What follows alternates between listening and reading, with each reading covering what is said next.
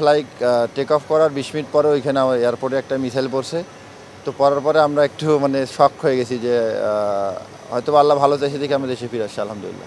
না, যেহেতু আল্লাহর রহমে ভালো ফিরে আসছি তো ভালো লাগতেছে আলহামদুলিল্লাহ আপাতত। হোটেলে যে সময়টা ছিলেন সেটা কেমন ছিল?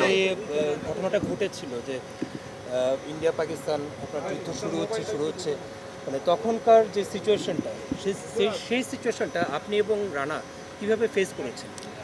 আসলে প্রথম যে সিচুয়েশনটা আমরা দেখছি এবং শুনতে পারছি, তো শোনার পরে একটু আতঙ্কিত হয়েছিলাম সবাই এবং ভয় কাজ করতেছিল। তো শোনার পরে এবং সবাই সাপোর্ট করছিল দেশ থেকেও এবং টিম ম্যানেজমেন্ট থেকেও।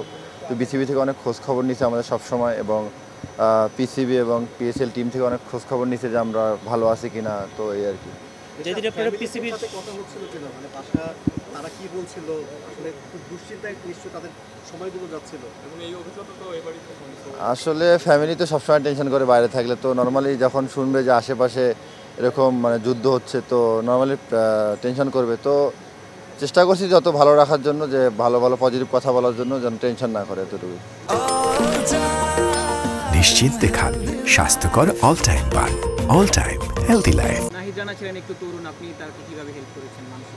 না, স্বাভাবিক না, জানে একটু ঘাবড়ে গেছে এবং একটু চুপচাপ ছিল। আমি চেষ্টা করছি যে ওকে কীভাবে ওকে বলছি যে টেনশনে কিছু না, আমরা দুজন আছি, আল্লাহ তো আছে, সমস্যা নেই ইনশাআল্লাহ। আপনার টিমের বাকি সদস্যরা যারা ছিলেন তাদের একটু মানসিক অবস্থা, যারা ফরেন থেকে যারা ছিলেন আসলে আমাদের যারা ফরেন ছিল ওরা অনেক ডিপ্রেশনে পড়ে গেছিলো যে ওরা কেমনে যাবে, কি করবে না করবে। তো আমরা সবাই একসাথে বসে গল্প করতেছিলাম যে ওরা অনেক মানসিকভাবে অনেক ডাউন ছিল, যে ওরা শেষ করে শুনেছেন যে ওখানে একটা ঘটনা ঘটেছিল, এটা শোনার পর কেমন লাগছে যে আসলে আমরা ফ্লাইট টেক অফ করার ২০ মিনিট পরে ওইখানে আমার এয়ারপোর্টে একটা মিসাইল পড়ছে।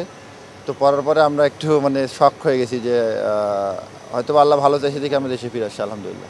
এরপর তো পাকিস্তানের সিরিজ হোক না হোক, আপনার যদি পরবর্তীতে আবার পাকিস্তান যাওয়ার অপরচুনিটি আসে, সেই ভয়টা কাজ করবে কিনা যাওয়ার ক্ষেত্রে?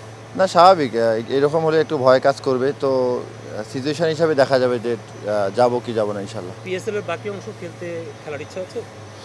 খেলার তো ইচ্ছা সবসময় আছে। শিফট হয়ে যদি দুবাইতে আসে বা যদি এটা কন্টিনিউ হয় তাহলে ইনশাল্লাহ চেষ্টা করবো আবার যাওয়ার। সেক্ষেত্রে কি আপনাদের কাছ থেকে বোর্ডের সঙ্গে যদি কথা বলে আপনার বাংলাদেশ ক্রিকেট বোর্ড যে পাকিস্তানের যে সিরিজটা সেটা পাকিস্তানে না হয় দুবাইয়ে হওয়ার কি কোনো পরামর্শ আপনারা বোর্ডকে দিবেন? আসলে আমাদের পরামর্শ দেওয়ার কিছু নেই, জাস্ট সবাই সিচুয়েশন দেখছে এবং সবাই বুঝতেছে সিচুয়েশনটা কি এবং সবাই সোশ্যাল মিডিয়া ফলো করে। তো চেষ্টা করবো যে সবাই আন্ডারস্ট্যান্ড সব কিছু ব্যাপার নিয়ে। ওভারঅল আপনার পারফরমেন্স নিয়ে কি বলবেন? এটা ভয় কাজ করছিল নাকি?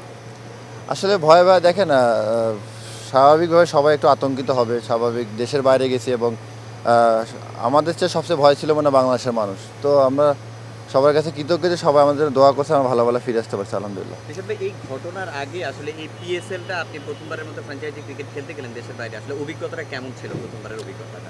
না, সব কিছু মিলে আলহামদুলিল্লাহ ভালো গেছে এবং এনজয় করছি। আমাদের যে টিম ছিল রাহুল কারান্দাজ তো অনেক সাপোর্টিভ এবং সবাই ফ্যামিলির মতো। তো আমি বুঝতে পারিনি যে আমি পাকিস্তানে খেলতে গেছি।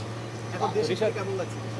না, দেশে ফিরে ভালো লাগতেছে আলহামদুলিল্লাহ। যে দুই সাংবাদিক সাথে ছিল সেই দুই সাংবাদিকের সঙ্গে যখন কথাবার্তা হয়েছিল তারা কি ফিল করেছিল, যে কতটুকু অভিজ্ঞতা তারা আপনাদের সঙ্গে শেয়ার করে? না, আসলে ওই সাংবাদিক দুই ভাই যখন রাওয়ালপিন্ডিতে ছিল, পাশে যখন একটা ড্রোন হামলা হয়েছে তো ওরা অনেক আতঙ্কিত হয়েছিল।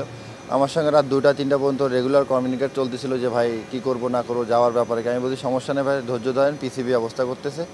এবং পিসিবি আলহামদুলিল্লাহ 8 ঘন্টা মিটিং করছে। 8 ঘন্টা মিটিং করার পর ডিসিশন নিচ্ছে যে আমাদের বিদেশি প্লেয়ার এবং 2জন জার্নালিস্ট এবং আমাদের সবাইকে সেফলি দেশে পৌঁছেছে এবং এর কাছে পিসিবি এবং বিসিবি দুজনের কমিউনিকেট অনেক ভালো ছিল। ধন্যবাদ দেব বিসিবি এবং পিসিবিকে যে আমাদের সুন্দরভাবে দেশে পৌঁছে আলহামদুলিল্লাহ।